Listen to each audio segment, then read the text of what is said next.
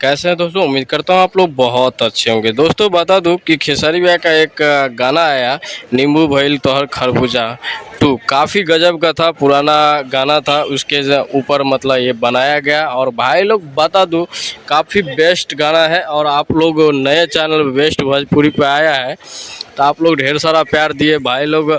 सुबह थे करीबन सब्सक्राइबर समझ लिए ना, 12-13 हज़ार सब्सक्राइबर था। अभी 25,000 करीबन हो चुके हैं।